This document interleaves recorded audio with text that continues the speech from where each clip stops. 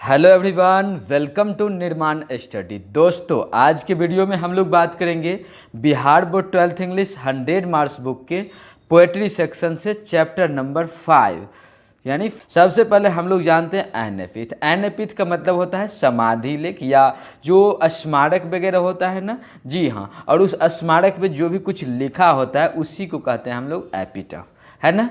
ऐसा करते हैं, हम लोग पोएट्री तो लाइन बाय लाइन देखेंगे ही, बट उससे पहले वाल्टर डेलामेरे जी के बारे में देख लेते हैं, क्योंकि यहाँ से भी क्वेश्चन बनता है। और उसके बाद हम लोग लाइन बाय लाइन एक्सप्लेनेशन करेंगे, बिल्कुल हिंदी में समझेंगे, जिससे आपको एक भी क्वेश्चन नहीं छूटेगा वीडियो देखने के बाद। एक बात और, यदि आपको सारे राइटर का नाम याद अभी तक भी नहीं हुआ है तो प्लीज़ नीचे वीडियो के डिस्क्रिप्शन में लिंक दिया हुआ है, एक बार वीडियो देख लीजिए, लाइफ टाइम के लिए आपको सारे राइटर का नाम याद हो जाएगा।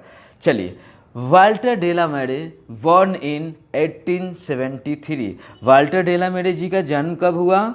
1873 ईस्वी में, एंड डाइड 1956। और उनकी मृत्यु कब हुई? 1556 में। क्या समझ में आया? वाल्टर डेलामेरे जी का जन्म कब हुआ? 1873 में, और उनकी मृत्यु कब हुई? 1956 में। क्लियर? चलिए, was born in the village of Charlton in Kent, England. इनका जन्म कहाँ हुआ? इंग्लैंड में हुआ था। कहाँ हुआ था? इंग्लैंड के केंट नामक शहर के गांव का नाम कार्ल्टन था। कौन सा गांव? कार्ल्टन नामक गांव में उनका जन्म हुआ। शहर कौन सा था? कैंट नामक शहर। देश, कंट्री कौन सा था? इंग्लैंड। यानी उनका जन्म इंग्लैंड में हुआ था। ओके जी, चलिए आगे हम लोग देखते हैं। He lost his father at the age of 4। और वो जो है अपने पिता को खो चुके थे। उनके पिताजी की मृत्यु हो चुकी थी जब वो केवल 4 साल के ही थे। मतलब वाल्टर डेलामेरे जी का एज जब 4 साल का हुआ, उसी समय उनका क्या है, पापा जी एक्सपायर कर गए, मर चुके थे। Okay, and had to move with his family to London. और उनके पिता के देहांत के बाद ही वे लोग मूव हो गए, चले गए लंदन की ओर, पूरे फैमिली के साथ। वे लोग कहाँ चले गए? लंदन में रहने लगे। जब तक पापा जी थे तब तक वो कहाँ थे? इंग्लैंड में। उनका जन्म भी कहाँ हुआ था? इंग्लैंड में। लेकिन जब 4 साल की उम्र में पापा जी की मृत्यु हो गई तो वे लोग मूव कर गए लंदन की ओर। क्लियर ना? चलिए, he is known for his sensitive concerns, है ना। ये संवेदनशील, क्या संवेदनशील मतलब क्या है? सेंसिटिव कंसर्न मतलब संवेदनशील। वो किस टाइप के थे? संवेदनशील टाइप के थे। संवेदनशील टाइप की रचनाएं वगैरह किया करते थे। गंभीर टाइप के वे जाने जाते थे। संवेदनशील टाइप के कवि के रूप में ये जाने जाते थे। Okay, with the world of children and the world of the super natural. समझ में आया? इन्होंने बच्चों की दुनिया से रिलेटेड, बच्चों के जीवन से रिलेटेड, बच्चों पे आधारित बहुत सारे कविताएं लिखे। कितने? बहुत सारे कविताएं भी लिखी, बहुत सारे किताबें भी लिखे। और जो भी लिखते थे ना, वो बिल्कुल नेचुरली होता था, इधर उधर नहीं, नेचुरली एवं नेचर से रिलेट करके वो लिखा करते थे। बच्चों पे आधारित वो ज़्यादातर लिखा करते थे, ज़्यादातर नेचर से रिलेटेड। नेचर में तो समझिए वो सुपरमैन थे। इनके जैसा नेचर को रिलेट करके कविता लिखने वाला और दूसरा कोई कवि नहीं था। क्लियर? चलिए, his songs for children and peacock P depict world of dreams. इनकी जो ये दोनों किताबें थी, कौन कौन किताबें? एक सॉन्ग ऑफ चिल्ड्रेन, एक क्या है? सॉन्ग ऑफ चिल्ड्रेन, और दूसरा किताब पीकॉक पी। ये दोनों किताब जो था ना, ये दोनों किताब उनके सपनों के दुनिया पे आधारित थे। मानिए कि जैसा उनका सपना था ना, कुछ जैसा वो जीवन में सोचते थे, जैसा वो बनना चाहते थे, हू बहू वो अपना ये दोनों किताब में, समझ लो, वो अपना सपनों को उतार दिए, अपना सपनों से रिलेट करके दोनों किताब को लिख दिए थे। There is a note of melancholy, है ना। मेलनकली मतलब क्या होता है? उदासी होता है। क्या होता है? उदासी होता है, नाराज़गी होता है, हताशपन होता है, निराशा होता है। क्लियर ना? मतलब इतनी सारी कविताएं लिखे, इतना खुशी की बातें किया करते थे, बट कभी वो रियल में खुश नहीं हुए, है ना? क्योंकि क्या है ना, उनके पापा जी एक्सपायर कर गए थे, और बचपन में जब दुखी हो जाते हैं ना लोग, तो उसका इफ़ेक्ट आगे तक भी रहता ही है ना? इसीलिए हमेशा मायूस दिखा करते थे।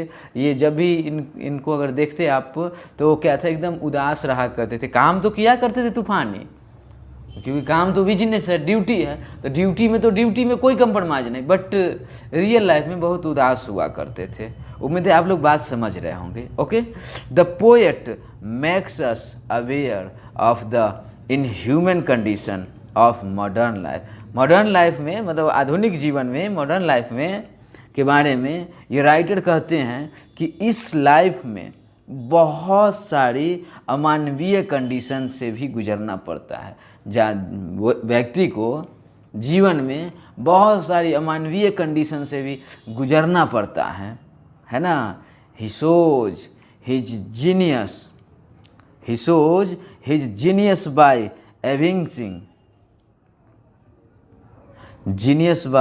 एविंसिंग fresh interest in old themes, है ना? थीम्स मतलब समझते हैं, विचारधारा होता है। क्या होता है थीम्स? मतलब विचारधारा। तो ये जो थे, विचारधारा या पद्धति भी कह सकते हैं, ये जो थे राइटर अपने वाल्टर साहब, है ना, इनका कहना है कि यहाँ मैन जो है, मैन का मेन पर्पस है, कहना है, यानी उनका मेन पर्पस है कि लोगों को पुरानी विचारधाराओं से अवगत कराते रहे, पुरानी विचारधाराओं की ओर आकर्षित करे, और मॉडर्न लाइफ में फंसने से बचाना बहुत ज़रूरी है, क्योंकि मॉडर्न लाइफ में बहुत सारे अमानवीय व्यवहार वगैरह भी हैं। इसलिए लोगों को मॉडर्न लाइफ से बचना चाहिए। और इनका जो भी कविता वगैरह भी होता था, तो वो ज़्यादातर अपने यूज किया करते थे पुरानी विचारधाराओं को, है ना? कौन? अपने राइटर साहब Walter de la Mare ji. Clear? Next, queen Elizabeth II honoured him with the order of merit in 1953, है ना? अपने जो एलिजाबेथ द्वितीय थी, क्वीन जो महारानी एलिजाबेथ द्वितीय, उन्हें सम्मानित किया गया था। इस चीज़ के लिए किया गया था, तो ऑर्डर ऑफ मेरिट के लिए उन्हें 1953 में सम्मानित किया गया था। उम्मीद है आप लोग को वाल्टर डे ला मेरेज जी के बारे में समझ में आ गया होगा। चलिए अब हम लोग बात करते हैं पोएट्री के बारे में। पोएट्री कविता बहुत छोटा सा है ना, और बहुत मज़ेदार है, बहुत अच्छा है। चलिए सबसे पहले हम लोग एन एपिथ के बारे में तो जाने ही थे ऊपर में ना, मतलब एन एपिथ मतलब स्मारक की बात हो रही है, किसी के मृत शरीर जहाँ पे होता है उसकी बात हो रही है, एन एपिथ, है ना। यहाँ पे बोल रहा है here lies a most beautiful lady. देखिए लाइज मतलब होता है लेटी हुई है, क्या है यहाँ पे, here lies a most beautiful lady. ये क्या है? An epitaph. अपने राइटर साहब जो है Walter de la Mare ji जो हैं, एक महिला के स्मारक पे, कब्र पे जाके वहाँ पे कहते हैं हेयर, यहाँ lies a most beautiful lady. देखो यहाँ पे जो लेटी हुई है एक most beautiful lady. Most beautiful मतलब उससे बढ़िया कोई नहीं, कोई नहीं, कोई नहीं। इतनी सुंदर लेडी जो है लेटी हुई है। यहाँ पे light of step and heart, इसका मतलब होता है ऐसी महिला जो इधर उधर घूमा करती हो, खूब घूमने फिरने में विश्वास रखती हो, खूब मस्ती में रहती हो, एकदम मज़े में रहती हो, टेंशन वेंशन ना लेती हो, मतलब मनचली टाइप की हो एकदम।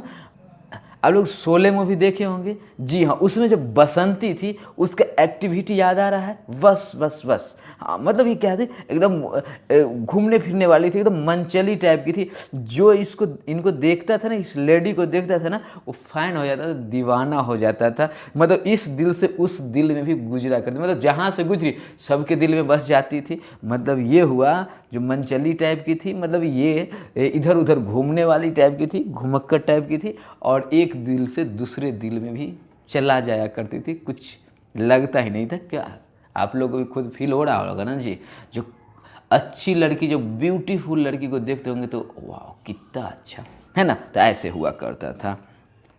I think she was the most beautiful lady. मेरे विचार से ये महिला बहुत बहुत बहुत सुंदर है, मतलब सबसे सुंदर, मोस्ट ब्यूटीफुल लेडी है ना। मतलब इससे बढ़िया मेरे विचार से इस दुनिया में इतना सुंदर कोई भी नहीं है इस धरती पे। That ever was in the west country. और इतनी सुंदर महिला, इतनी सुंदर महिला ये वेस्ट कंट्री, पश्चिमी देश के धरती पर कभी थी, कभी जन्मी थी, कभी घूमी थी, चली थी, जिसे हम देखे भी थे। इस टाइप की महिला है ना। कौन बात कर रहे हैं? वाल्टर डे ला मेरे जी। कहाँ पे जाके बात कर रहे हैं? उसके एपिटाफ पे, उसके स्मारक पे जाके बात कर रहे हैं। But beauty वैनिसेज। वैनिसेज मतलब नाश होना, वैनिसेज मतलब नाश होना। बट क्या कहें, ब्यूटी जो है ना न एक दिन नाश हो ही जाता है, चाहे कितनी भी सुंदर, कितनी भी सुंदर, कितनी भी सुंदर क्यों ना हो कोई भी, बट एक न एक दिन वो ब्यूटी समाप्त तो हो ही जाता है। ब्यूटी पासेज, क्या बोल रहे हैं? सौंदर्य का पतन हो जाता है, सौंदर्य लुप्त हो जाता है, सौंदर्य चला जाता है। However rare it be, भले ही कितनी भी दुर्लभ क्यों न हो, मतलब चाहे सुंदर कितना भी यूनिक, कितना भी अनोखा, कितना भी दुर्लभ, चाहे कहीं इस दुनिया में मिले ना ही वैसा सुंदर, फिर भी उसको नाश होना ही है ना। मतलब ब्यूटी का नाश होना तय है। Clear? And when I crumble who will remember. और जब मैं नाश हो जाऊंगा, मतलब जब मैं इस दुनिया से चला जाऊंगा। आज राइटर साहब बोल रहे हैं स्मारक पे जाके देखो यहाँ पे इतनी सुंदर महिला लेटी हुई है, अभी हम हैं तब न हमको पता है जो यहाँ पे इतनी सुंदर महिला है, ये है वो है। और जब हम ही न रहें, जब हम भी इस दुनिया से चले जाएं, तो इसको याद करने वाला कौन होगा इस दुनिया में, इतनी सुंदर महिला को। मतलब सुंदरता नाश होने वाली चीज़ है, चाहे कितना भी सुंदर है, कितना भी सुंदर है, वो सुंदरता एक दिन समाप्त हो जाता है। आज हम हैं तो इनकी सुंदरताओं को याद करके आज तुम्हें दिखाने आए हैं, आज हम लिखे हैं, आज हम लोगों को बता रहे हैं। बट जब हम ही ना हो दुनिया में, तो कौन इनको याद करेगा, कौन इस सुंदर महिला को याद करेगा? This lady of the west country, ये पश्चिमी महिला, पश्चिमी देश की महिला को, ये पश्चिमी देश की नारी को, इस पश्चिमी देश की लेडी को कौन याद करेगा? आज मैं हूँ तो याद करना, मैं ही न रहूँ तो कौन याद करेगा? उम्मीद है आप लोग को ये वीडियो बहुत अच्छा लगा होगा, बहुत अच्छा लगा होगा। प्लीज़ इस वीडियो को श्योर अपना जितना दोस्त है उन सारे दोस्तों को भी शेयर कीजिए, लाइक कीजिए और कमेंट, जो कुछ समझ में आया होगा, जो दिल करता है कमेंट करना चाहिए, क्योंकि उससे क्या है ना आपको फीलिंग क्या आया, फिर हम उस ढंग से आपको और अच्छे से समझाएंगे और अच्छे से डील करेंगे। चलिए तो हम लोग फिर मिलते हैं नेक्स्ट वीडियो में, तब तक